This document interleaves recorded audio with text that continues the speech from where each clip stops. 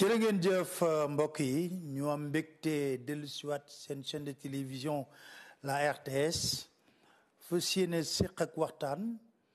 ak benn kilifa bu nekk ci wàllu gouvernement bi seen biir émission entretien avec tey ki ñuy dalal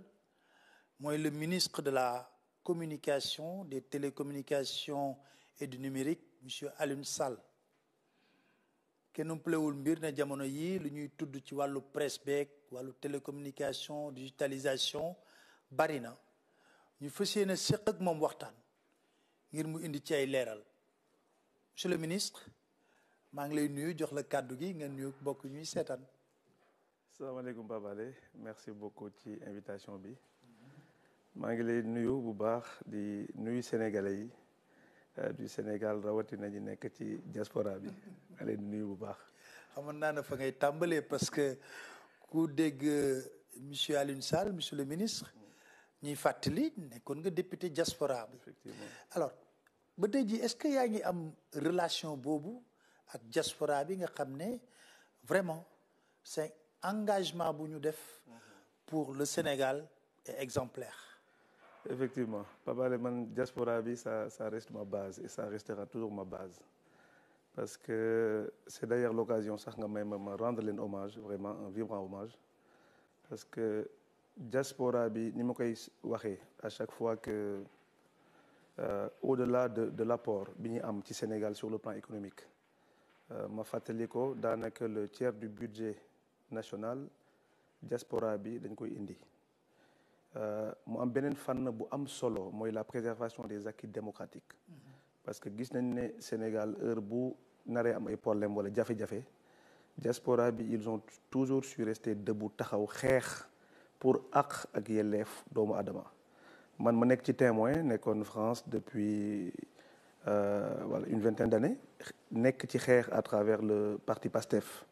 ak waa diaspora bi ci taw bi ci naaj bi tout le temps ñuy xeex pour am les acquis démocratiques moo tax vraiment may leen di delloo njukkal bu baax di leen wax ne Sénégal soxla na leen c'est vrai que conditions de vie wala peut-être que yenn opportunités ñu mën a am bitim réew sur le plan financier peut-être mën nañ ko bañ a am fii mais je pense que Sénégal soxla na leen surtout le gouvernement actuel bi nga xam ne le président quand même accordé na importance bu rëy ci diaspora bi que ñu mën a ñëw liggéeyal seen dëkk. ci loolu le président Bassirou Diomaye Diakhar Faye ànd ak premier ministre am Ousmane Sonko ñu tabb la li nga xam ne moo di ministre de la communication des télécommunications et du numérique mu nekk beneen challenge aussi pour yow. En effet may profiter vraiment di delloo njukkal aussi le président de la République son excellence monsieur Bassirou Diomaye Diakhar Faye et son premier ministre ci choix bi ñu def tànn ma en tant que ministre de la communication des télécoms et du numérique mu nekk secteur boo xam ne secteur bu important la secteur bu stratégique la parce que dafa nekk transversalité bi nga xam ne moom la am dafa nekk un secteur boo xam ne dafay li ñuy woowee support dafay am support sur tout l'attelage gouvernemental c'est-à-dire que numérique bi tey nekk na loo xam ne dinañu ñëw ci wàllum santé dina intervenir ci wàllum agriculture ci wàllum éducation pàcc boo jël teg ci daanaka ci li nga xam ne moom mooy les secteurs névralgiques de ce pays-là numérique bi am na ci solo nous sommes conscients de ça moo tax ñuy remercier vraiment ñi nga xam ne tànn nañu di wax ne confiance bi ñu am ci ñoom incha allah dinañu ko doxal ba sénégalais yi gis seen bopp à travers le numérique changement yi nga xam ne secteur l'économie numérique mën na ko apporter. yaa ngi wax importance bi mais monsieur le ministre aussi dañuy wax mu nekk secteur bu sensible. yaa ngi jël fonction le 11 avril. ñu bëgg cee ñëw alors nan nga def ak ci sa prise de contact ak service interne yi nga xam ne. ñi ngi sa biir ministère parce que c'est pas aussi simple. c'est pas aussi simple comme li ma doon wax sànq dafa nekk secteur boo xam ne bu large la parce que boo gisee tey ministère de la communication des télécoms et du numérique dafa am ñetti branches yoo xam ne. yu yaatu la d'abord la communication maa ngi la gis je vous vois même venir par rapport ak li nga xam ne temps yi moo xaw a lëmbee réew mi mu nekk secteur boo xam ne tamit bu am solo la bu am doole wàllum numérique également et wàllum télécommunication également mu nekk loo xam ne transversalité comme li ma doon wax sànq nekk na loo xam ne lu am solo lu ci réew mi nekk tamit lu yaatu parce que boo xoolee ministère de la communication am na aujourd'hui sous sa tutelle 10 entreprises RTS ci la bokk ci wàllum communication ñëpp ñi nga xam ne ñuy yëngatu ci wàllum communication muy TDS APS et cetera wàllum numérique aussi mu am ay télécommunication entreprises yoo xam ne tey dañu nekk secteur yu am doole ci réew mi mën naa ci citer lu mel ne Sénégal numérique Sonatel entre autres ak yeneen parties yoo xam ne tey jàpp nañ ne économie numérique bi en tout cas dina am représentation bu am doole loolu moo tax ñu am confiance et jàpp ne secteur bi bokk na ci li nga xam ne tey à la fin de ce mandat incha allah dina tax ñu yóbbu Sénégal jëlee ko ci d'un point A à un point B incha allah. alors sur le style de management entre l'existant maanaam li nga fa fekk ak li nga bëgg a impulser ban style de management nga indi ci biir ministère bi parce que. waaw Pape man de li may wax chaque jour rek gis nga liggéey moom yëpp a yam li nga xam ne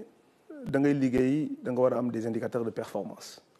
et ñun daanaka li nga xam ne triptyque bi nga xam ne moom le président woote muy un Sénégal bu bees un Sénégal du jub un Sénégal de jubale et un Sénégal de jubanti lépp lu ñuy def rek mu axé ko sur la transparence c'est hyper important loolu moo tax tey même ce matin on a fait une sortie où on a voilà waaw bu jur coow mais lu faaw mu transparent basé sur la vérité. basé sur la vérité comme je dis tout le temps ñun nekkuñu dans le privé on a fait le choix jóge ci privé bi ñëw ci public quand on parle de public nag mooy loo xam ne ñëpp ñoo ko bokk li ñëpp bokk nag faaw mu leer. waaw faaw mu leer est-ce que tey jii def nga ay réunion de coordination avec tous les segments yi nga xam ne ñoo nekk sa ministère et puis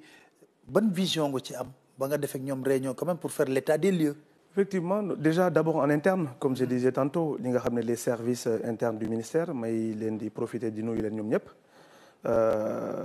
dem nañu waxtaan ak ñoom xool l'état des lieux parce que li may wax ne avant ngay prétendre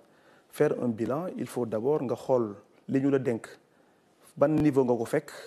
pour que demain sooy def bilan nga mën a naan fii laa ko jëlee fii laa ko yóbbu c'est hyper important bi ñu jógee ci loolu noonu parallèlement secteur bi nga xam ne mooy les structures sous tutelle ku ci nekk au niveau de la communication au niveau des télécoms aussi dem nañ xool leen faire des réunions de prise de contact et de concertation pour traduire justement li nga xam ne mooy cette triptyque là wax leen ne le nouveau en tout cas credo bi nga xam ne moom le président bëgg ci kat on donne les orientations mais les orientations sont axées aujourd'hui sur le jub jubal et jubanti mu nekk loo xam ne lu important la en tout cas dans la gouvernance bi nga xam ne moom le président son excellence monsieur Bassirou Diomaye Faye moom la bëgg impulser dans la nouvelle direction du pays. ça revient toujours jubal jubanti. est-ce que loolu intégré nañ ko maintenant dans la démarche participative bi nga bëgg a impulser ci ministère bi. forcément parce que ça commence par nous li may wax chaque jour rek li nga xam ne da nga koy woote faaw nga jiitu ci il faut que ñuy wax sénégalais yi li nga xam ne moom lañ bëgg a def di def aussi li ñu wax il faut que loolu ñu am habitude di ko impulser vraiment et loolu moo tax ba am na même des séries de concertation pour ñëw ci wàllum presse bi boo xam ne peut-être que même si ça a été occulté dès que bi ñëw ci ministère bi ci wàllu boobu noonu on a essayé de faire le tour dem les acteurs de la presse parce que man dama dégg seen mbir wax dafa mel ni su ma déglu dañuy wax ne yéen yow recevoir wu leen est-ce que man nga tey jii wax sénégalais yi ba nga toogee ba tey jii tous les acteurs de la presse yi nga xam ne recevoir nga leen ak tamit waxtaan bi nan la demee woon. man je veux su may wax Pape Alé même en dehors de li nga xam ne dafa nekk sur la place publique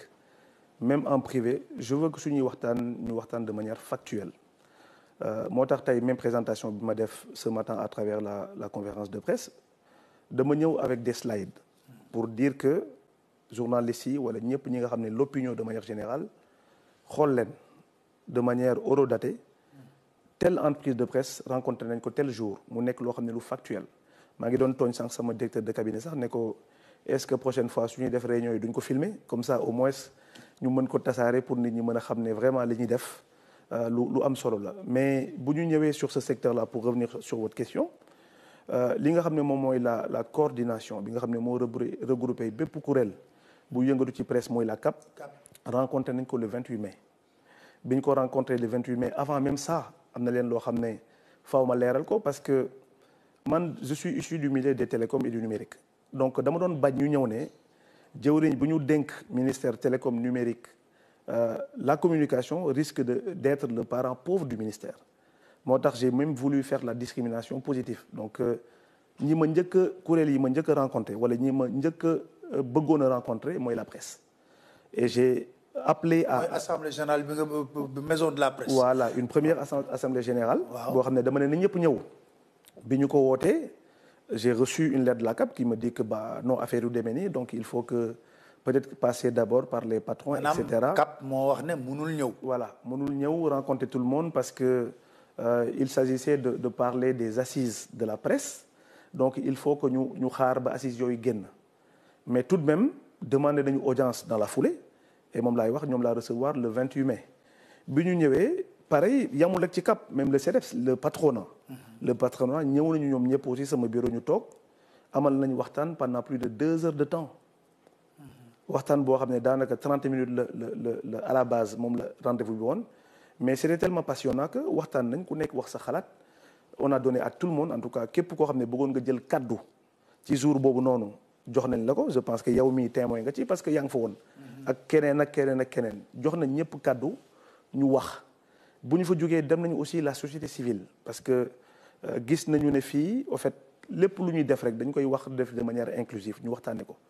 xool nañu aussi ñi nga xam ne commission bi nga xam ne mooy distribuer les cartes de presse dem nañ leen le CORED bi nga xam ne mooy gérer régulateur aussi woo nañ leen ñu ñëw ñu waxtaan ak ñoom c'est-à-dire que pàcc yi nga xam ne ñoom ñoo ëmb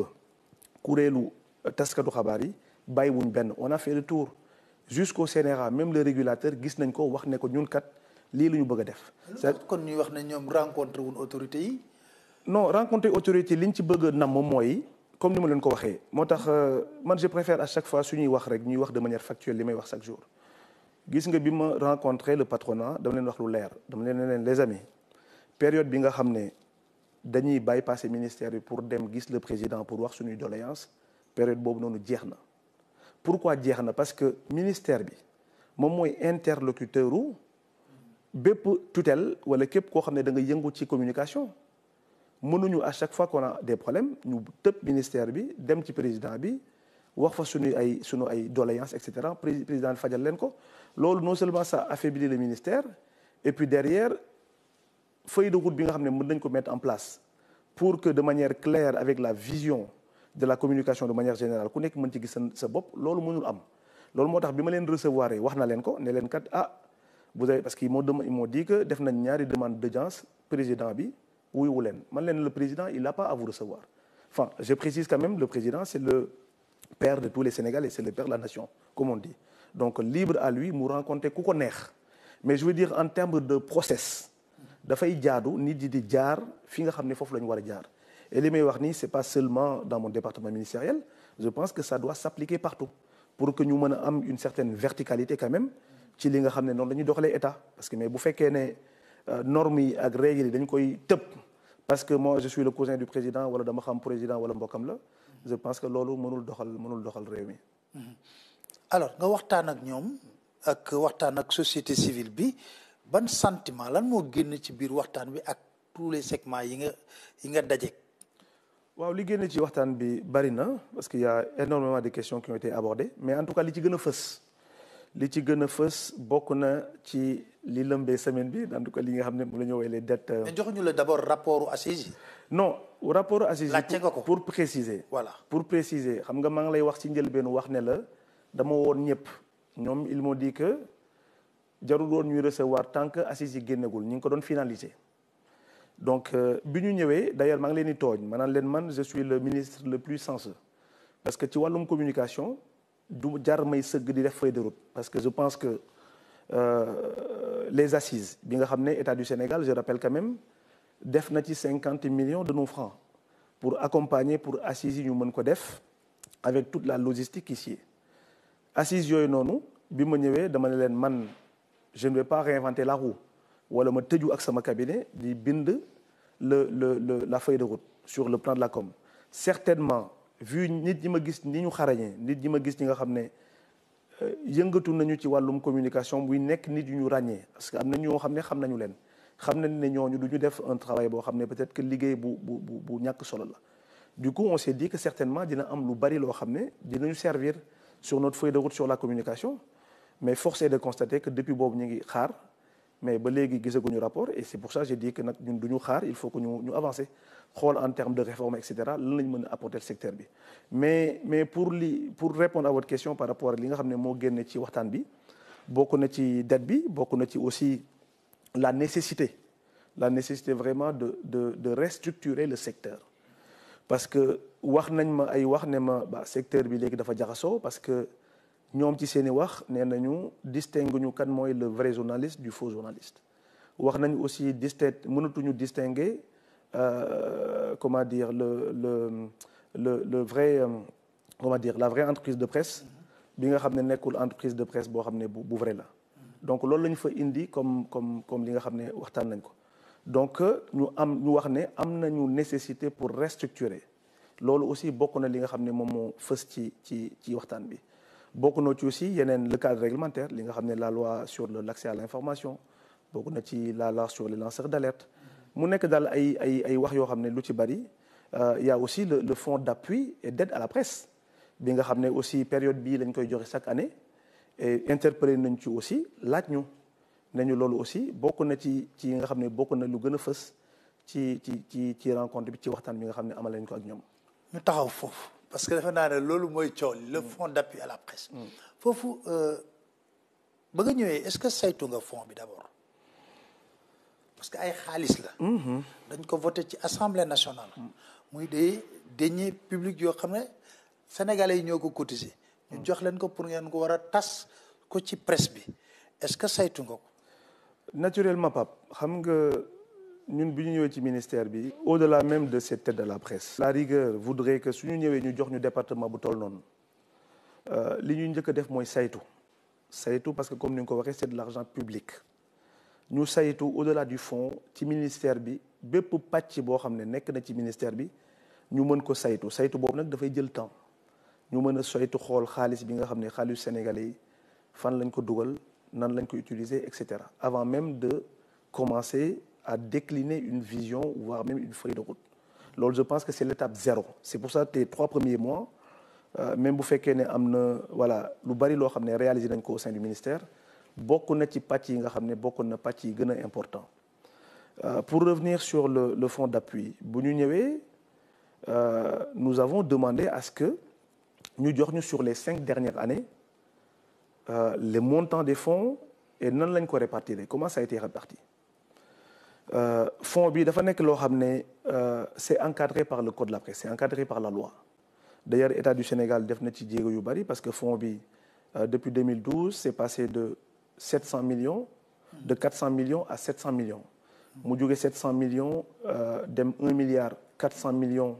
en 2022 et 1 milliard 900 millions en 2023 donc bi ñu gisee loolu noonu ñu càmbar par rapport ak li nga xam ne la direction de la communication interne jox nañu ko ñu def suñu ay xarañteef ñu xool ñu càmbar ça a été un travail très fastidieux parce que foofu sax laay woote waa administration bi ñuy gën a numériser parce que boo càmbaree ñu jox la dossier boo xam ne lépp ay papier la bu toll nii fallait aussi l'éplucher xool bu ci nekk lan la mais on a pris quand même le temps de faire ce travail-là parce que pour nous c'était nécessaire bi ñu defee loolu noonu on s'est rendu compte que 45% de ce montant-là je parle pour 2023 les 1 milliard 900 millions 45% de ces 1 milliard 900 millions ne sont pas destinés à des entreprises de presse. maanaam ci xaalis bi. jël nañ ci lu toll ci 45%. dugal ko feneen fudul ci entreprise de presse. ci entreprise de presse bi. très bien. voilà loolu pour 2023 la bu ñu xoolee 2022 c'était autour de 25%. C'était 342 millions. 2021 aussi on était à peu près dans les mêmes proportions. maanaam saa su ne bu ñu voté ba pare. am na lu ñu doon jël ci alal di ko dugal feneen fu dul ci entreprise de presse. effectivement très bien. bi loolu amee on s'est dit parce que il faut me rappeler aussi un point bu important parce que maa ngi koy wax tey suba nit ñi dañu yaakaar ne c'est le ministre peut-être moom mooy tëju ak son cabinet mu jël xaalis bi ne xaaral lii ma jox RTS xaaral lii ma jox keneen ak keneen et cetera ça se passe comme ça dafa am un cadre réglementaire par rapport à la distribution de ce fonds-là am na benn comité boo xam ne dañ koy def par arrêté ministre moo koy def par arrêté ñu ne kat comité bi au sein du ministère ñii ñoo ci nekk la presse ci boppam am na ci ay représentants. maanaam patronat bi am na ci représentant. voilà Synpics dañ fay teew. effectivement effectivement presse en ligne dañ fay teew. effectivement voilà effectivement ku ci nekk am na ci ministère de l'économie et des finances dafay teew. effectivement ak les représentants du ministère de la communication. de la communication mu nekk kuréel boo xam ne ñoom ñoo am cette responsabilité de gérer les fonds tel que ni ko loi bi waxee parce que loi bi dafa indi ay critères. ne kat fonds bi pour nga am ko il faut nga remplir un certain nombre de critères d'ailleurs loolu lay ñëw sax parce que am na ci critère boo xam ne ça me fait rire à chaque fois su ma koy lire mooy le quitus fiscal parce que aujourd'hui bu fekkoon ne dañu ne par exemple ñi nga xam ne tey nañ dañu yoreel xaalis fay ñu seen l'impôt wala dañu yoreel l'impôt état bi bu ñu tënk woon ci critère boobu noonu rek daanaka waruñu am aide à la presse te boo xoolee tey sur le tableau qu'on a présenté ce matin daanaka ñoom ñoo ci entreprise presse yëpp kenn mënut a am quitus fiscal. voilà ku amul quitus fiscal nag kenn waru la jox argent public parce que encore une fois l'aide là c'est les impôts on a pris d'autres impôts pour jox ko impôt secteur de la presse je sais pas si xam nga li may wax nii c'est tellement c'est-à-dire que ñi nga xam ne amuñu dara peut-être parce que impôt bi moom ñëpp ci contribuer même ki nga xam ne dafay jaay gerte caaf daf ci contribuer donc mënuñu jël l'impôt boobu noonu pour soutenir un secteur ñoo xam ne ñoom il refuse wala fayuñu impôt c'est pas si vous mesurez la gravité au fait c'est pour ça je dis que par rapport à ça bu état bi toppoon noonu rek je pense que kenn warul woon am sax aide fiscale mais li nga xam ne moom mooy le fonds là c'est disparité yooyu noonu en tout cas lañ ci constaté biñ ko constaté nag laa ne ñi nga xam ne ñëw nañu ministère ba ne ma il faut que ñu jox leen lan ne leen non là aujourd'hui non seulement man j'ai constaté disparité man sama rôle en tant que département en tant que ministère foofu la yem maintenant damay xool kuréel yi nga xam ne ñoom la ñu dénk wàllum saytu l'argent public muy l'IGE ñoom ñu ñëw yëgal liggéey bi. kon da ngay jël waa IGE ñu càmbar affaire fond bi. non jël nañ leen ba pare ça fait plusieurs semaines que ñu ngi ci liggéey bi. ñun on leur a donné tous les documents yi nga xam ne qui étaient à notre disposition. léegi ñoom ñooy xool par rapport ak li nga xam ne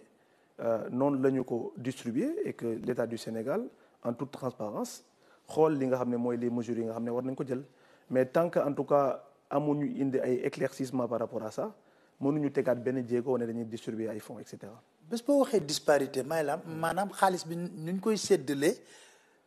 da ngay xool sur quelle base lañ mën a joxe bii entreprise de presse 70 millions bii mu ëpp ko doole ñu jox ko 10 millions mooy loolu ngay woowee disparité. c'est ça parce que y a des critères man bëgguma sax dugg ci critères yi li may xool rek un constat qui est simple parce que bu fekkee dañ ne la entreprise boo xam ne dafay présenter plusieurs supports c'est-à-dire kii am na télé. am na rajo am na presse écrite am na presse en ligne kooku c'est normal que mu ëppale ki nga xam ne juste il a peut-être que presse en ligne on est d'accord mais bu ñu gisee ne par exemple am na ci yoo xam ne benn support nga am wala ñaar nga ëppale koo xam ne am na 4 supports loolu je veux dire quels que soient les critères de notation ça pose problème et puis Sénégal lañ dëkk xam nañu même bu fekkee ne peut-être que amul médiamétrie bi nga xam ne mooy wane ne kat kii moo ëpp audience et cetera xam nañu aussi quelques éléments qui nous permettent de xam ban télé mooy def lan ak ban rajo mooy def lan et cetera. coowul 800 millions yu ma dégg tey muy lëmbe fan la jógee. waaw les 800 millions c'est les 45% li nga xam ne aujourd'hui c'est nee nañu lii dañ ko jël pour jàppale les jeunes travailleurs nee nañ ne lii ci séminaire la dugg lii ci formation ludique et cetera mais comme lu may wax rek bu fekkoon ne xaalisu privé la. man ça m'aurait pas choqué plus que ça mais l'argent public encore une fois même bu fekkee ne c'est 1 franc dañu war a am justificatif bu clair man suñu ma ñëwoon ñu indil ma les justificatifs qu'il faut par rapport à des salons par rapport à des forums et cetera j'aurais pas eu de souci avec ça encore une fois je pars du principe que l'argent public c'est public donc lépp luñ ciy def même lu mu tuuti même fekkee dërëm la dañ ko war a justifier loolu mooy sama conviction d'ailleurs c'est ce qui m'a amené à saisir les organes de contrôle pour ñoom ñu mën a xool li nga xam ne moom mooy saytu bi ñu ci war a def. kon loolu moo bloqué fi mu nekk nii le fond. effectivement l'enquête bi nga xam ne moom la UG di def. effectivement alors monsieur le ministre kon nan ngay tontu ñi jàpp ne ci presse bi ñoom seen gis-gis ne régime bi en place dafa objectif étouffer la presse pour lan ngay tontu ci loolu. waaw loolu aussi je pense que c'est un mauvais procès qu'on fait au gouvernement. xam nga le secteur parfois dama leen di tooñ sax damay wax ne à chaque fois c'est la même rengaine à chaque fois que gouvernement bu bees bu ñëw c'est les mêmes problématiques et ça parfois dafay nekk loo xam ne lu xaw a retandu la parce que amul secteur bu amul problème ci Sénégal secteur yëpp foofu dugg rek laaj leen am nañu ay jafe-jafe. parce que presse bi sax gënul sedd jamono yi parce que ñetti at ci ginnaaw moom lu ñu dund moom ci tëj kaso ci kii donc. effectivement def naa tey ji lañ gën a. effectivement mais xam nga c'est des pratiques yoo xam ne yu anciennes la yu ñu tàmmal nit yi et loolu encore une fois régime bi nga xam ne dafa ñëw daf ci bëgg a mettre un terme. maa ngi koy wax pas plus tard que ce matin ñi nga xam ne d'abord dire que État du Sénégal amul benn problème ak un quelconque presse que ce soit loolu dama bëgg mu leer. La deuxième des choses depuis semaine bi maa ngi dégg ñuy wax médiation entre la presse et l'État parce que boo ngay wax médiation dafay am une situation conflictuelle entre deux parties. Encore une fois l'État du Sénégal à travers le ministère de la Communication amul problème ak benn journaliste amul problème ak benn organe de presse parce que Pape bu fekkoon ne dañu bëgg am problème dafa am benn article boo xam ne dama ko découvrir bi ma ñëwee ci ministère bi ci code de la presse dama koy bëgg a liiral comme ça le Sénégalais yi mën a xam li nga xam ne lii loi la moom moo tënk lépp li nga xam ne mooy le code de la presse voilà mu am en son article 94 article bi nee na l'exercice de toute activité d'édition de distribution et de diffusion de services de communication audiovisuelle quelle que soit la technologie utilisée est subordonnée à une autorité délivrée par le ministre chargé de la communication après avis conforme de l'organe de régulation dans les conditions définies par le présent code. ñun bi ñu ñëwee ci ministère bi nous avons demandé à ce que ñu jox ñu autorisation ñi nga xam ne mooy les organes de presse c'est-à-dire que audiovisuel c'est-à-dire télé ak rajo bi ñu joxe ñu ne ñu amul man j'étais même ahuri parce que je pensais que peut-être que dossiers yi kenn numérisé wu ko amul et cetera nous avons interrogé le CNRA le régulateur bi nga xam ne moom dafa war a joxe aussi un avis conforme ñu bindal ñu këyit noir sur blanc ne ñu amuñu autorisation. bu fekkoon état monsieur le ministre man comprendre ma nga ne. Pape ñiy émettre muy rajo télé amuñu autorisation. li nga xam ne audiovisuel la muy rajo muy télé. amuñu autorisation aujourd'hui délivrée par le ministère en charge de la communication même ñun mënuñu ko woon gëm mais bu ñu demee ki nga xam ne moom mooy régulateur à travers le CNRA ñu laaj leen document ba lii joxuñu ñu document et ils nous ont écrit noir sur blanc que ne loolu amul mais bu fekkoon ne gouvernement Sénégal dafa am volonté aujourd'hui pour brimer comme ni ñu koy waxee et je trouve même parfois des mots qui ont été utilisés un peu malencontreux mais am na des voies et moyens pour pouvoir le faire je me permets juste de rappeler loolu pour wax ne état amul intérêt amuñu on n'est pas là pour être dans une situation conflictuelle avec les journalistes wala avec la presse mais sauf que bu fekkee dañuy nekk ci collaboration il faut que mu nekk ci collaboration boo xam ne dafa lalu ci dëgg lalu ci transparence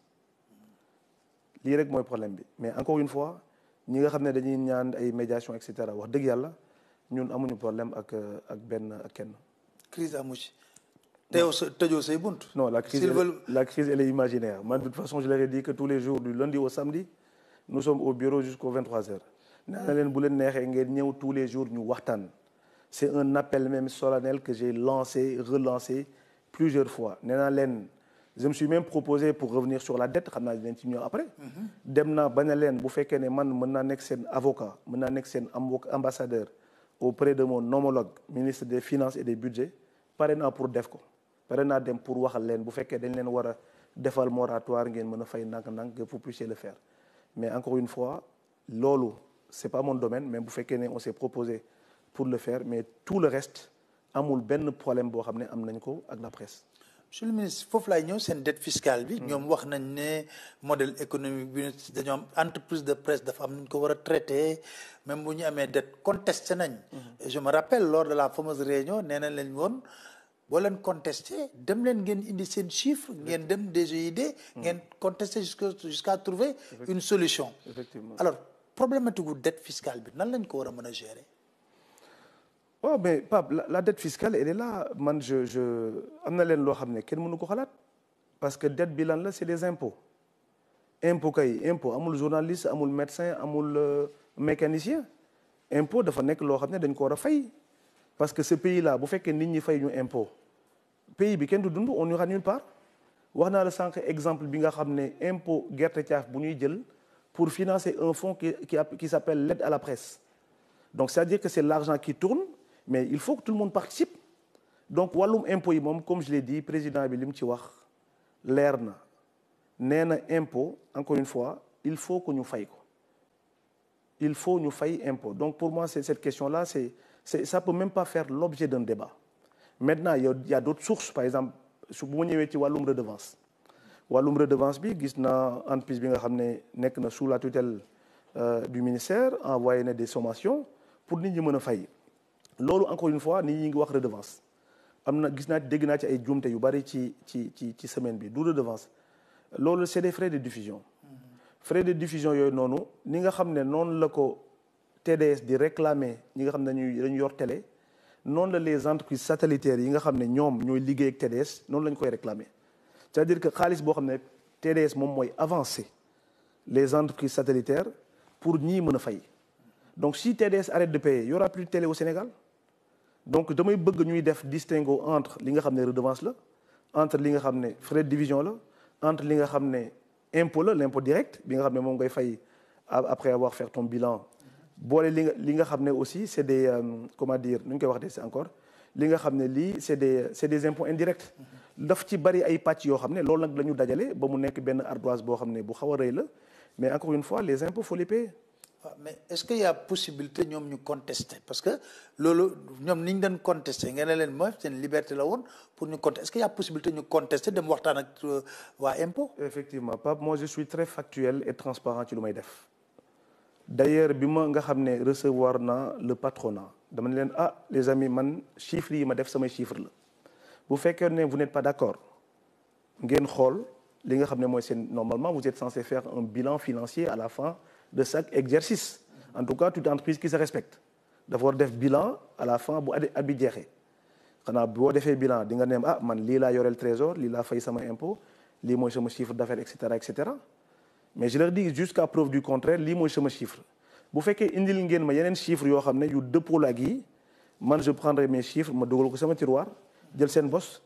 je les ai reçus depuis le 10 juillet boobu léegi maa ngi xaar gisuma beneen chiffre bu ma présenté donc jusqu'à preuve du contraire encore une fois chiffres yi nga xam ne moom laa présenté ce matin à travers les slides man chiffres yooyu laa jàpp ne mooy chiffres yu baax yi. mais forcément fonds d'appui à la presse bi mode de fonctionnement am da nga koy xoolaat. non naturellement au-delà même de ça bëggoon naa lever aussi benn équivoque Pape parce que dégg naa aussi ñu ne non 99% de dette boobu noonu daanaka les entreprises publiques ñoom ñoo ko yor. muy RTS muy APS muy Le Soleil loolu aussi je pense que chiffres yi ñu wane tey suba weddi na ko bu baax encore une fois parce que chiffres yi on les a pas inventés l'État ñun dem nañ fi ñu war a dem càmbaraat jël ci ay sources yu wóor les chiffres yi nga xam ne présenté nañ ko je pense pas que yàbb nañu Sénégalais wala ñu manqué de rigueur di génne ay chiffres yoo xam ne dañ ko inventé wala teguñu ko fenn loolu moo tax équivoque bu noonu fallait ko ma lever ko pour wax ne quand bien même entreprise yi nga xam ne c'est des entreprises publiques amel nañu bor mais ñooñu aussi ils subissent le même traitement que les entreprises privées. Je pense que li may wax ni yow yaa ma ko gën a xam parce que ñaata yoon la yónnee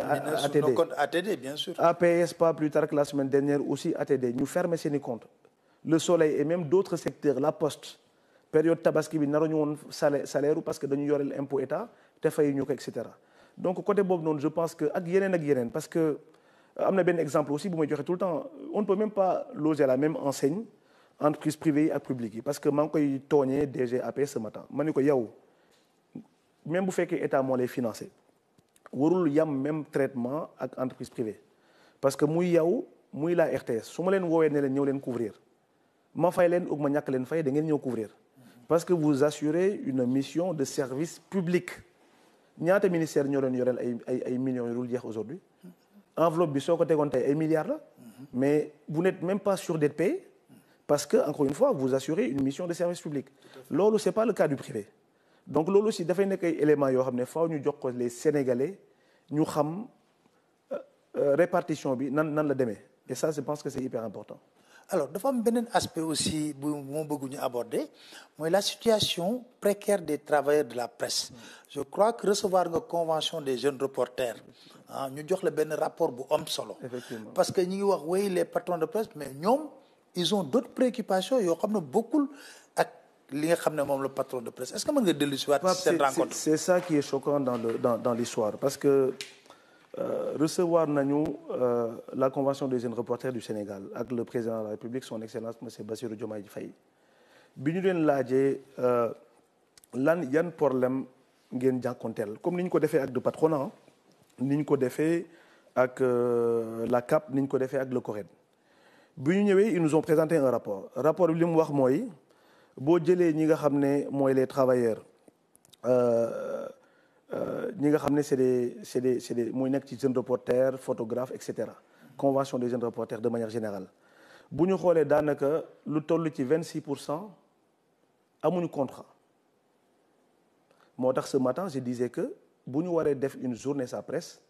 am nañu des raisons valables pour pouvoir faire une journée sans presse parce que pour man lii c'est un scandale yamuñu ci loolu bu ñu ñëwee ci ñi nga xam ne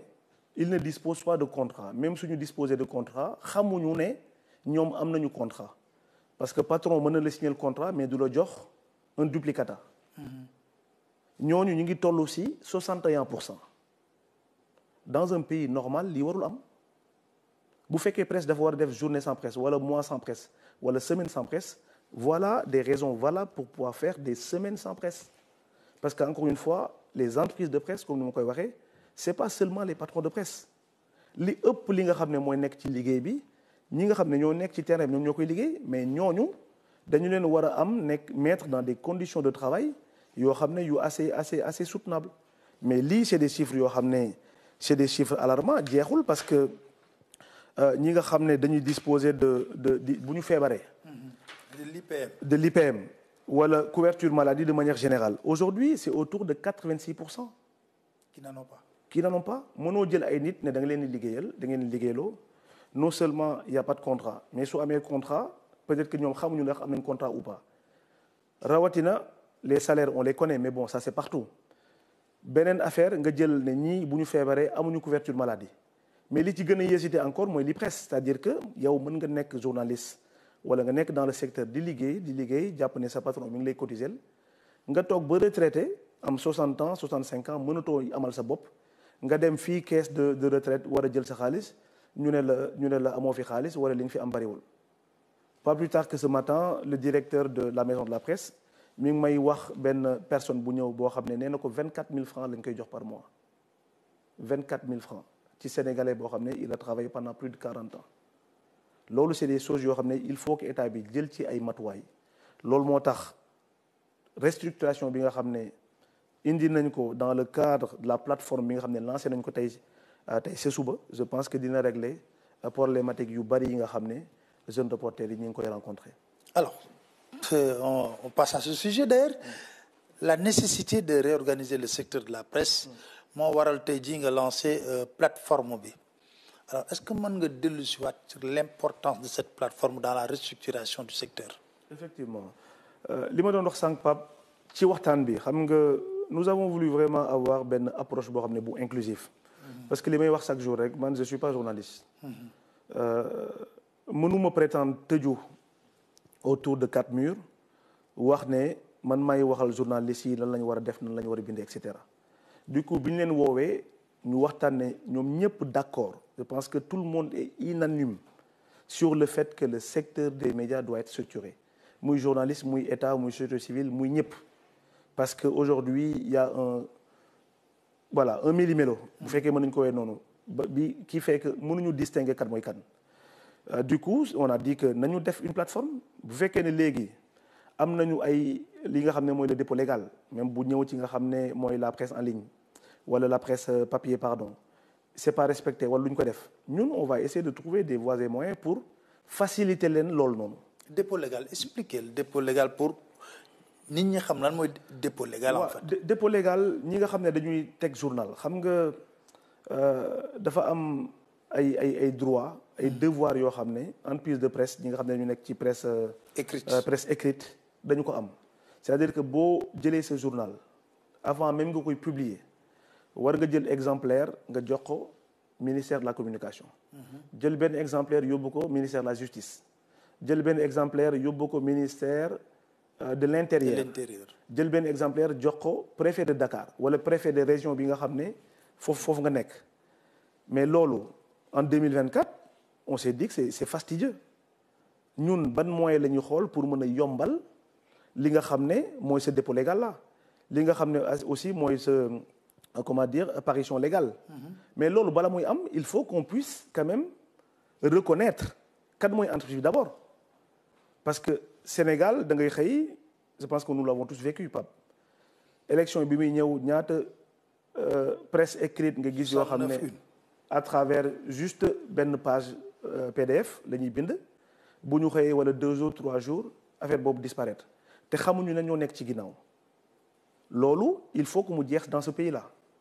c'est pour ça plateforme bi ñu teg ko pour que les gens puissent s'enrôler c'est-à-dire que man Pape Alé Niang bu fekkee damay ñëw pour iji entreprise de presse il faut ma bindu wax ne man Pape Alé Niang doomu Sénégal et cetera dama tijji sama entreprise de presse su ma tijjee entreprise ñu xool aussi ni ko code de la presse waxee xool la répartition des parts parce que mënuñ tamit xool dans un pays boo xam ne pour des questions de sécurité que des gens yoo xam ne xamuñu lan mooy seen intention ñëw di dugal seen xaalis ci entreprise de presse loolu dafa nekk mbir boo xam ne aussi faaw ñu xoolaat ko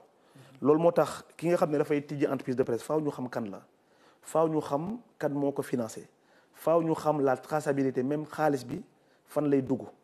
li nga xam ne aussi daf ko sekk moom ak le code de la presse ñu essayer de faire en sorte que loolu lépp obligation légale yi nga xam ne am na ko que ñu mën ko respecter et loolu ça permettra que demain avantage yi ñuy wax wala lépp loo xam ne muy fonds de la presse ak d'autres fonds qui vont venir demain que ñu mettre en entreprise yu nga xam ne xam nañ leen ràññee nañ leen xam nañ ne mooy seen difficulté bu ñu naree am difficulté sax qu'on puisse les anticiper et puis ñu am secteur bi mu am un développement boo xam ne kii dugg ci entreprise de presse dina am les matuwaay qu'il faut pour pouvoir faire son travail convenablement mais sauf que quand les patrons de presse wala ñi nga xam ne dañuy nekk dans la presse ils me disent que voilà y a des web TV par-ci par-là ñoo xam ne enregistré wuñu fay ñu impôt amuñu ay employés et cetera ñoom ils s'offusquent par rapport à ça donc c'est normal qu'on puisse mettre un cadre boo xam ne ñëpp dinañu nekk sur le même pied d'égalité. loolu mooy objectif plateforme bi. est-ce que c'est facile pour n'importe qui de comprendre très rapidement plateforme bi dem enrôler wu ci. non c'est très simple de toute façon la plateforme il y a 3 rubriques comme ni ma ko waxee c'est am nañu des vidéos yoo xam ne les services ñu ngi ko nekk di defar. pour que voilà de manière très ludique nit ñi mën a xool même bu fekkee ne y a même des accompagnements qu'on pourra mettre en place pour que yi nga xam ne am na des difficultés pouvoir s'enrôler ñu mën ko def on a même mis aujourd'hui li nga xam ne mooy CORED moo war a réguler moom dina am des identifiants pour pouvoir contrôler ñan ñooy respecter ak ñan ñoo du respecter ñun on va pas faire de gendarme on n'est pas là pour contrôler kan moo du respecter kan moo du respecter aujourd'hui CORED fonds d'appui moom moo koy accompagner pour mu mën a faire son travail correctement donc ñoom dina leen jox aussi place bu mag ci plateforme bi pour que demain ñi nga xam ne respecté wuñu li nga xam ne moom la charte bi à travers le code de la presse digle du le ministère sax moo fi nekk naan yow respecté woo et cetera ce sont le tribunal des pairs même qui va faire ce travail là ça permettra aussi demain ñi nga xam ne mooy ñoo yor les cartes nationales de la presse parce que aussi bu ñu nekkee ci dëkk il faut qu'on puisse identifier kan mooy journaliste ak kan mooy journaliste ñooñu aussi dinañ am wàll bu rëy ci plateforme bi qui leur permettra pourquoi pas demain même ñu digitaliser parce que bi ma leen recevoir nee nañu parfois dañuy dem ba Tambacounda, enfin ils font le tour du pays pour am des séances de formation waxtaan ak nit ñi imprimer seen carte de presse ñu envoyé leen dossier bi Dakar loolu lépp c'est fastidieux parce que jàpp nañ ne journaliste bi nekk Fongolemi war nañ ko mettre en place aussi des outils que mu toog Fongolemi dugal ay documents am ñu imprimer ko carte de presse am delloo ko sans pour autant que mu déplacé wu. loolu lépp bokk na ci des moyens de facilitation encore une fois yoo xam ne dina permettre le développement du secteur de la presse. mais est-ce qu'il y a un délai pour que ñëpp mën a respecter démarche bu bees bi en s'enrôlant dans la plateforme? Initialement, nous n'avons même pas voulu mettre de contraintes. Hein. Quand je dis mettre de contraintes, c'est que c'est sûr qu'aujourd'hui, il y a un délai de 15 jours. Mais encore une fois, l'approche, elle est inclusive. Man li ma bëgg mooy que et l'invite même que je lance au secteur, aux patrons de la presse, aux journalistes, etc., de jouer les jeux. Parce que secteur bi ñun ñoo ko moom ñun ñoo ko mën développer. Man j'ai même vraiment d'autres ambitions, des réformes yoo xam ne maa ngi koy xalaat ak nos équipes ñu ngi koy xalaat pour que demain surtout niveau bi nga xam ne moom la secteur de la presse nekk ñu mën ci apporter ay jéego vraiment ba problématique yi ñuy rencontrer tey ñu bañ ko amati et que surtout en termes de finances qu'on puisse vraiment aller chercher des sous comme ni nga ko waxee tey suba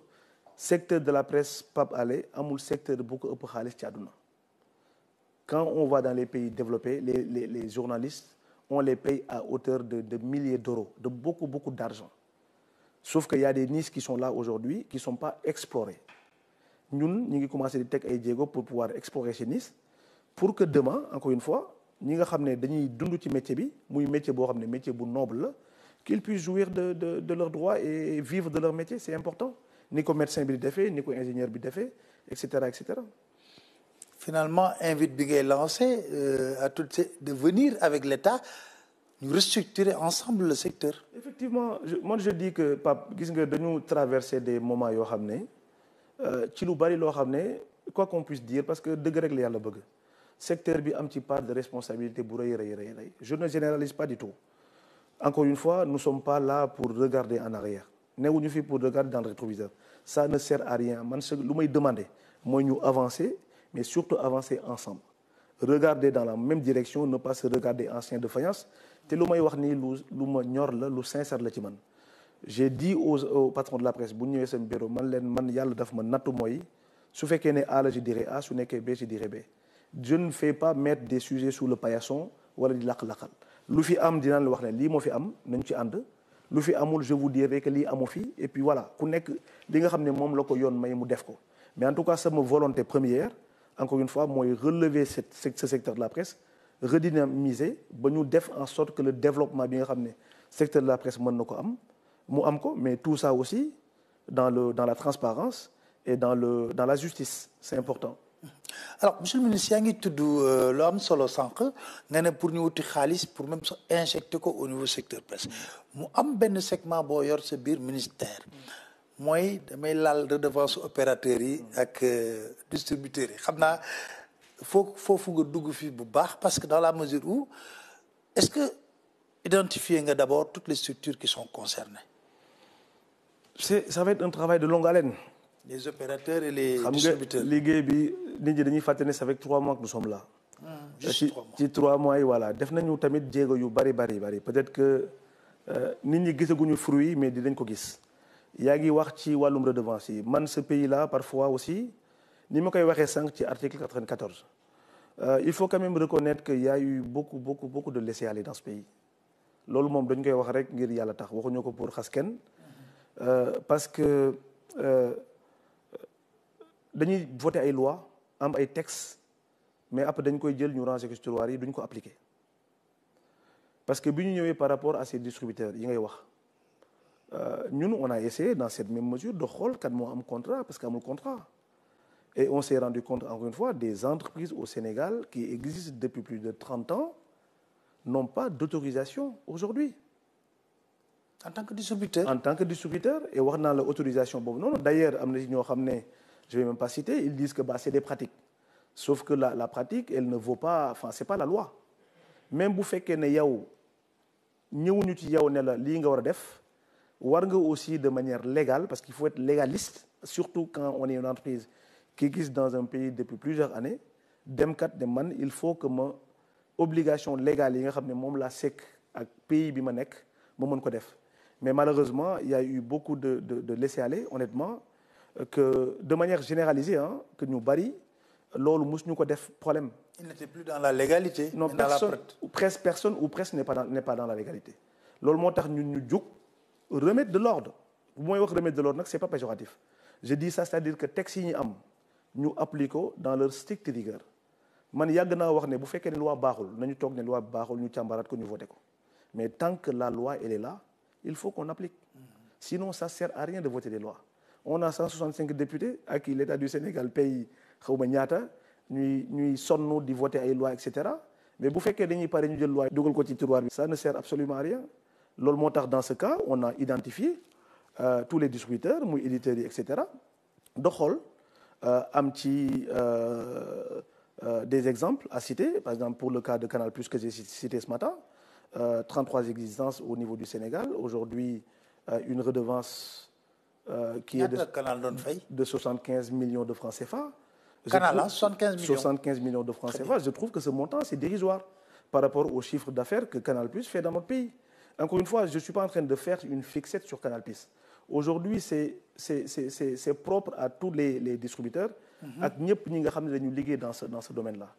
Des redevances, il faut les payer et il y a ce travail que nous sommes en train de faire.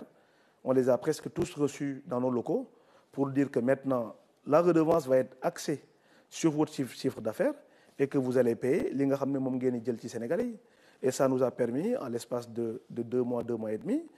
ku ci mel ne canal bi ma cité 5 on pense d'une redevance de 75 millions aujourd'hui à 4 milliards 100 millions. Canal a accepté. On ne négocie pas c'est pas une question de xam nga le président bu mu ñëwee daf ne avant même ñëw ci pouvoir bi dañu ñëw ne tous les contrats léonins en tout cas l'État du Sénégal juge léonins vont être renégociés suñu ministère boobu nag dafa nekk dans cette dynamique là xool lépp loo xam ne dafa dëng ñu jubbanti ko donc ci logique boobu lañ nekk donc nous sommes même pas dans une logique de négociation parce que c'est la loi. On ne peut pas venir dans un pays faire un chiffre d'affaires d'une 50aine de milliards par an et payer 75 millions. Ça, c'est pas possible. En tout cas, ce ne sera pas possible avec notre tant que je serai à la tête de ce ministère. Alors, c'est important de récolter xaalis boobu. Fu mu jëm après. Justement, il y a un volet par rapport aux réformes qu'on veut apporter, Pape. Réformes yi ñu ngi ci wax au-delà demain. D'avoir une régulation bu forte à travers le CNRA voire même une autorité boo xam ne dafay chapeauter lépp li nga xam ne moom mooy yëngatu ci média parce que aujourd'hui il faut que ñu repenser le modèle parce que média bi amoon il y a 10 ans 20 ans et cetera nekkatul même média boobu noonu aujourd'hui il y a l'avènement des réseaux sociaux il y a un certain nombre de contenus bu am ci réseaux sociaux yi yoo xam ne aussi faaw ñu jëm ci apporter en tant que État am ci ay une bonne régulation am na aussi le développement de l'audiovisuel et loolu ça m'amène à parler pas de contenu ça m'amène à parler de cahier des charges ñun dañu bëgg en tout cas le président Bassirou Diomaye Faye dafa bëgg ñu am télévision ak rajo boo xam ne qui ressemble aux Sénégalais mënuñu comprendre voire même concevoir en 2024 ñu am ay télé am ay rajo yoo xam ne muy am contenu boo xam ne qui ne nous ressemble pas damay joxe exemple tout le temps ne sunu doom yi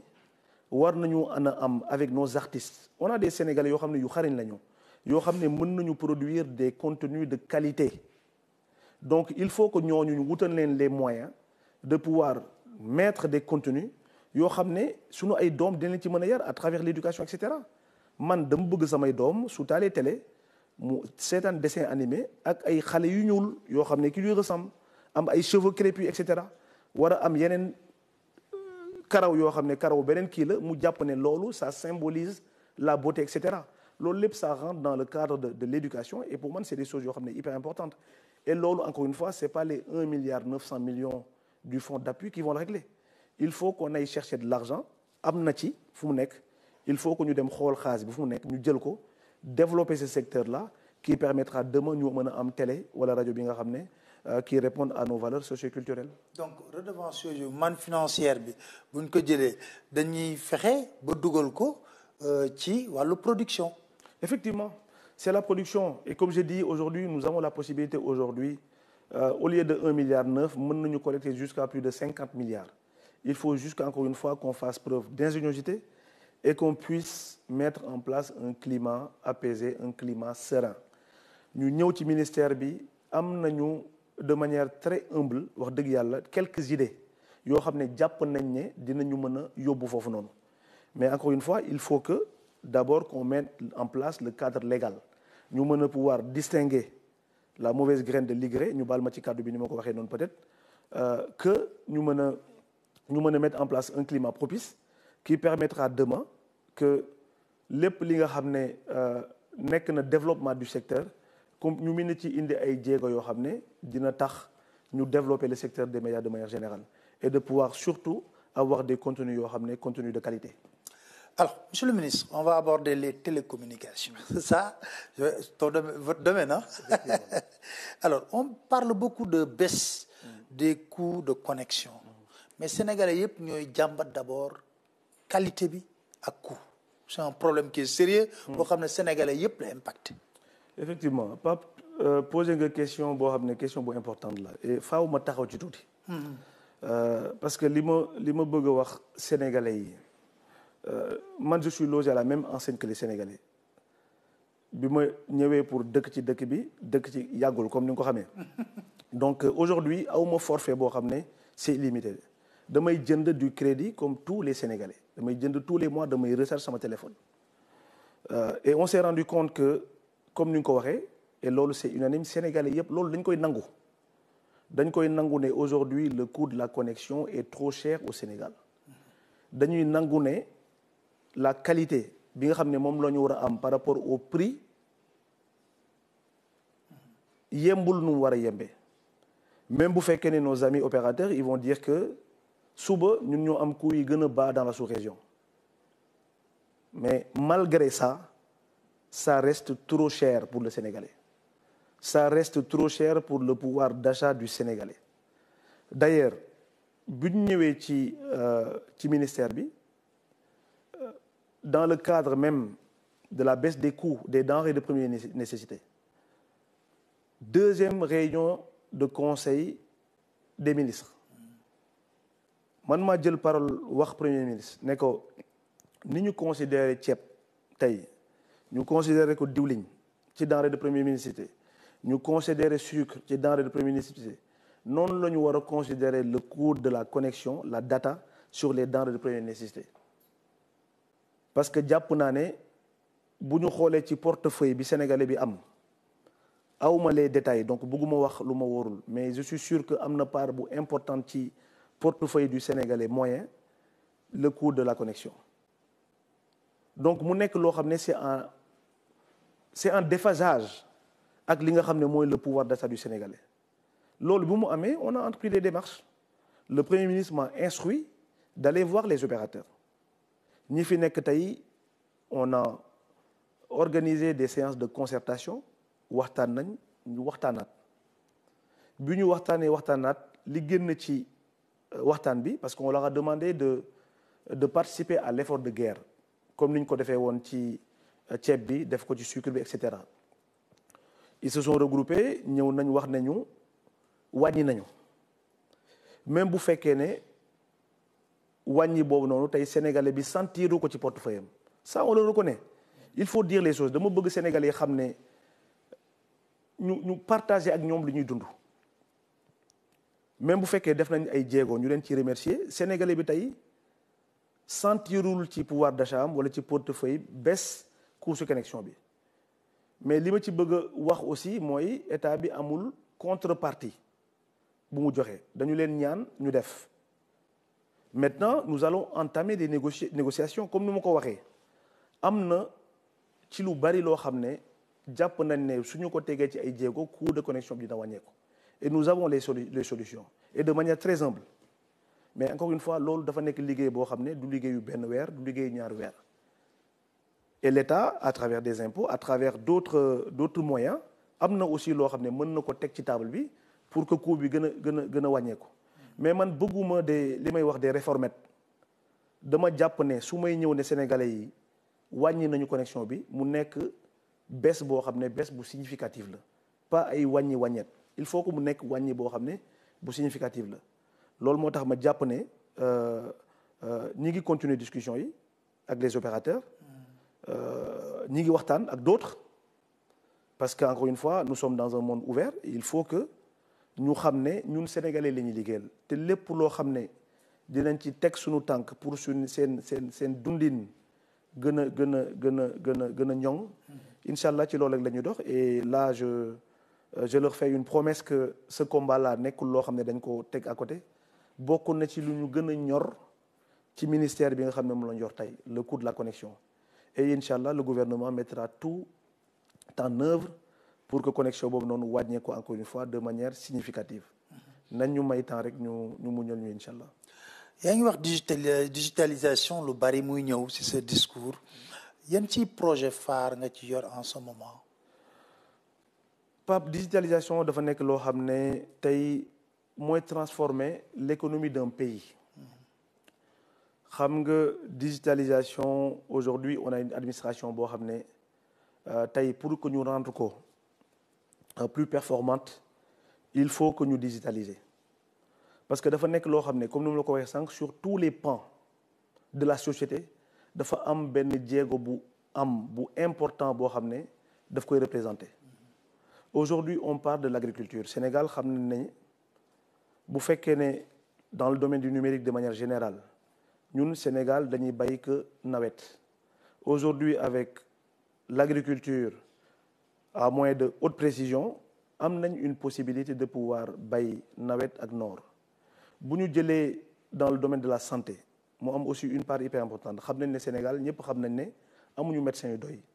aujourd'hui avec le numérique nous avons la possibilité de faire ce qu'on appelle la télémédecine c'est-à-dire que Pape Alé mën a toog fii Dakar médecin am toog Ziguinchor wala xaw ma ban loolu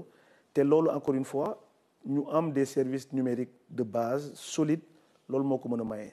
mu nekk ci secteur yoo xam ne secteur yu bari la donc loolu nekk na loo xam ne secteur état civil non c'est important des exemples y en a à foison ce qu'on appelle les services de base loolu moo tax bu ñu ñëwee li ñu njëkk a def aussi bokk nañu xool plan stratégique bi nga xam ne defoon nañ ko muy SN 2025 nga xam ne sénégalais yëpp xam nañ ne dañu waxoon ne en 2025 toutes les procédures administratives dañ ko waroon digitaliser aujourd'hui on s'est rendu compte que objectifs yi nga xam ne assigné woon nañ ko les objectifs sont loin d'être atteints maintenant nous avons faire la cartographie de tous ces services là aujourd'hui il y a plus de 1000 procédures yoo xam ne engagé wu nañu à les mettre en place loolu nag dafa am ay préalables yoo xam ne moom moo ko lal mais pour bañ a dugg ci détails techniques parce que lii je pense que ça vaut même une émission de plus de 2 heures parce que c'est un secteur où il y a tellement de choses à dire mais pour wax rek Sénégalais yi de manière vraiment mu yomb ci ñi nga xam ne ñoo ñuy déglu nekk na secteur boo xam ne dinañu permettre demain ñu jëlee Sénégal dans un point A yóbbu ko ci dans un point B. Surtout dans l'administration. Non, où ça doit aller vite. Ça va commencer par l'administration. xam nga pays yi nga xam ne dañu développé yépp aujourd'hui semaine dernière j'étais en Chine. La Chine à travers le numérique ils ont multiplié leur PIB par habitant bi nga xam ne ñun Sénégal on est resté jusqu'en 1960 en 25 ans ils l'ont multiplié par 13 le PIB par habitant ce qui a permis aujourd'hui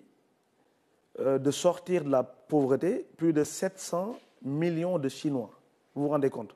nous sommes 18 millions à travers le numérique 42% du numérique du volet numérique a permis à 700 millions de Chinois de sortir de la pauvreté c'est-à-dire que c'est un secteur boo xam ne avec un fort levier bi nga xam ne le chômage endémique des jeunes bi ñuy coow ci réew mi su ñu mettre les bonnes politiques en place mën nañu ko éradiquer kenn du chômeti fii parce que c'est un monde tellement ouvert encore une fois que mën nga toog fii di faire ce qu'on appelle le remote toog fii Pape Alé toog sa salon à Dakar di liggéeyal américain bi wala ngay liggéeyal français bi et cetera donc il y a tellement le chemin des possibles est illimité dans ce secteur-là donc nekk na leen loo xam ne dinañ ci indi ay jéego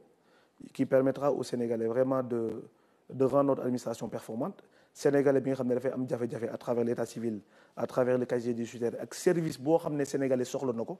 que demain ñu mën ko toog am ko en 2 clics mais loolu Pape bala muy am dafa am leen loo xam ne lu important mooy question bi nga posé sànq. à travers le coût de la connexion. xam nga mënoo jël pays bu mel ne Sénégal ñu ne par exemple taux de couverture bu fekkee ne en zone urbaine la par exemple mu ñu jël ville bu mel ne Dakar pratiquement 2/3 des Sénégalais à Dakar ont accès à la connexion c'est-à-dire plus de 60%. mais bu fekkee ne ñu dugg ci dans le monde rural c'est 16%. loolu Pape fracture numérique boobu noonu faa ñu régler ko d'abord parce que man je pars du principe que amul Sénégalais de première zone et Sénégalais de seconde zone ñun ñëpp encore une fois dañu war a loger à la même enseigne moo tax dafa nekk loo xam ne ni ñu bari ñu ciy wax mais dafa répondre à des normes parce que même service de base yu ma doon wax sànq ne la dañuy digitaliser et cetera mais su ma digitaliser toute l'administration wala tous les services de base Pape Alé bi de boo dokkee Fongolemi amoo connexion comment tu vas faire pour am les services mënul nekk donc préalable yooyu noonu faaw ñu am ko d'abord c'est-à-dire que qu'on puisse. poste si xool nu mu koy suqalee quelle est la situation poste. waaw Pape situation poste comme ni nga ko xamee bi nga xam ne moo nekk sous la tutelle du ministère de la communication dafa nekk situation boo xam ne dañ ko comme vous le savez dañ ko hérité. Pour donner juste quelques chiffres la poste aujourd'hui c'est 3500 agents pour une entreprise qui devait fonctionner avec maximum 2000 agents. Plus de 1500 agents en plus. La masse salariale de SN La Poste annuellement c'est 18 milliards de francs CFA. Pape loolu amul entreprise bu nekk Sénégal ñu dugal la ci guuta bu mel ni ba pare nga bañ a ñàkk am problème loolu li ko indi encore une fois il y a li ma koy waxee sànq il y a eu beaucoup de laisser-aller. Il y a un recrutement massif. Un recrutement politique, ouais. Politicien même je dirais, qui a aujourd'hui amené à la poste dans le gouffre dans lequel il est aujourd'hui. Mais moi je suis pas je suis pas alarmiste. Je sais que nous avons aujourd'hui des postes de solutions. C'est pour ça j'ai fait même une communication pas plus tard que la semaine dernière au niveau du Conseil pour donner des pistes de solutions au président de la République et au Premier ministre pour dire que lii suñ ko defee poste dina génne fi mu war a nekk. Maintenant il y a un nouveau directeur qui est là quelqu'un de très dynamique quelqu'un de très compétent qui connaît la poste pourrait avoir fait je pense que plus d'une 20 ans un truc comme ça xamatuma mais en tout cas yàgg na fa ku xam poste bu baax et ensemble nous allons réfléchir parce que am nañu aujourd'hui potentialité bu mën a génnee poste fi mu nekk parce que le réseau de la poste ñi ngi wax Sonatel ñi ngi wax les opérateurs et cetera aujourd'hui le réseau de la poste c'est 510 points à travers le territoire du Sénégal c'est-à-dire que la poste elle est partout au Sénégal la poste aujourd'hui moom mooy en tout cas entité yu rare ci état bi boo xam ne am nañu un réseau VSAT qui aujourd'hui n'est pas exploité de manière optimale. Le réseau La Poste, c'est plus de 77 000 mètres carrés, si je ne m'abuse, de surface au niveau de Dakar, de titres fonciers, de mètres carrés. Donc, potentialité yooyu noonu, sans parler même des services de base, parce que sur les axes de progression, xam nañ ne poste dafa war a réinventé wu. Poste warul nekk fii rek di joxe ay courrier loolu c'est révolu. Parce que tout se fait par Internet, les choses sont digitalisées. Mais la poste doit se réinventer. Aujourd'hui, il y a des pistes au-delà même de l'administration. Bu ñu jëlee lépp li nga xam ne mooy les services administratifs yi nga xam ne poste tey war na leen jox à travers le courrier li nga xam ne poste war na ko distribuer les bourses familiales les bourses des étudiants l'IPRES et cetera lépp li nga xam ne poste amoon na ko bu yàgg te dindi nañ ko parce que poste n'était pas solvable. Nous avons les moyens aujourd'hui de pouvoir les rapatrier et de poser sur place encore une fois un modèle viable qui permettra à la Poste de décoller une bonne fois pour toutes parce qu'on a la Poste Finance aujourd'hui qui peut capter toute cette manne qui vient de la diaspora et qui permettra aujourd'hui à la Poste d'avoir énormément de milliards, de s'auto-même financer au lieu de demander de l'argent à l'État du Sénégal tous les ans. En tout cas, les pistes de solutions sont là, elles sont énormes et Inch'Allah avec le nouveau directeur et les agents, on va y travailler. Encore une fois, nous avons hérité une poste malade, très malade, mais on a les solutions aujourd'hui, Inch'Allah, pour pouvoir la guérir. Alors, ce dernier message, booy lancé lan lay doon waaw à la presse, à tout le monde. non à tout le monde, à tous les Sénégalais. Bien sûr. xam nga li may wax sànq rek c'est pour l'aspect communication. Man j'ai toujours dit que nos bureaux étaient ouverts képp koo xam ne mën nañu war a waxtaan pour jëmale ce secteur là kanam sur les 3 aspects à travers la communication, les télécoms et du numérique, nous sommes ouverts. Nous savons qu'aujourd'hui le Sénégal, le mode de fonctionnement a changé parce que le président de la République, son Excellence et son Premier ministre, ils ont impulsé une nouvelle dynamique qui veut un Sénégal géré de manière juste, un Sénégal géré de manière transparente pour un Sénégal prospère. Et loolu je pense que Sénégalais bu nekk d'ici comme de la diaspora am nga ta pierre à apporter à l'édifice. C'est pour ça nous en tout cas sunu ay loxo ñu ngi koy tendre à tout le monde en essayant de faire en sorte en tout cas le jub jubal jubanti, ce triptyque là qu'on puisse vraiment le porter en bandoulière pour que Sénégalais yi aspiration yi nga xam ne moom la Sénégalais am sur le président qu'on puisse y répondre ba dépasser ko incha allah. incha allah merci beaucoup monsieur le ministre si entretien bi nga ñu accordel pour dellusiwaat sur les dossiers brûlants yu nekk sa biir ministère merci beaucoup di leen sant di leen gërëm di leen dig daje ci beneen jataayu entretien ak beneen ministre seen chaîne de télévision la RTS merci beaucoup.